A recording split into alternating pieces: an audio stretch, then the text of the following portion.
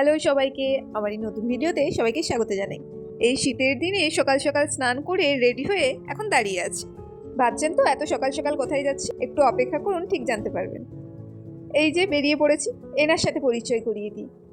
ইনি হচ্ছেন আমার লাইফের খুবই গুরুত্বপূর্ণ একজন ব্যক্তি, আমার 9 বছরের সঙ্গী। দুজন মিলে টোটোতে বসে এখান থেকেও বেরিয়ে পড়লাম।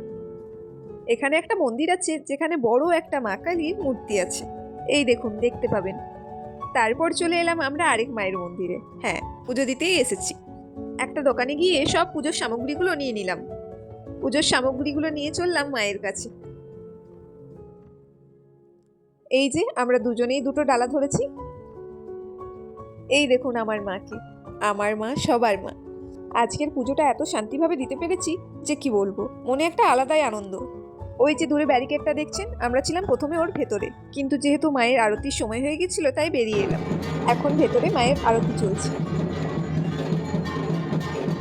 মায়ের আরতি অলমোস্ট কমপ্লিট, তাই মায়ের আরতির তাপ নিয়ে নিলাম। তারপর মায়ের মন্দির থেকে বেরিয়ে এলাম বাবা ভোলেনাথের মন্দিরে। সেখানেও দর্শন করে আশীর্বাদ নিলাম। আজকের পুজো দেওয়াটা খুব সুন্দর হয়েছে। পুজোটা দিয়ে যেন মনটা আমাদের ভরে গেল। পুজো দেওয়ার পর আমাদের মুখের হাসিটাই আলাদা। ফটো তোলার জায়গা খুঁজতে খুঁজতে এখানে এসে দাঁড়ালাম ফটো তোলার জন্য। তারপরে এই যে একটা একটা করে ভিডিও বানাতে শুরু করলাম। এইসব ভিডিও বানানোর পর তারপর আমাদের খুব খিদে পেয়ে গেছিল, তাই কিছু খাওয়ার জন্য সেখান থেকে চলে এলাম। এই মন্দিরের কাছে একটা চায়ের দোকান আছে যেখানে চা খুব সুন্দর বানায়। অনেক দূর দূর থেকে মানুষ আছে সেখানে চা খেতে।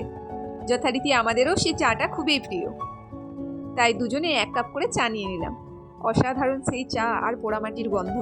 তারপর মন্দিরের দোকানে কিছু খাবারও খেয়ে নিলাম দুজন মিলে। খাবার খেয়ে মন্দির থেকে বেরিয়ে পড়লাম নিজের বাড়ির উদ্দেশ্যে। তাহলে আজকের জন্য এতটাই, টাটা।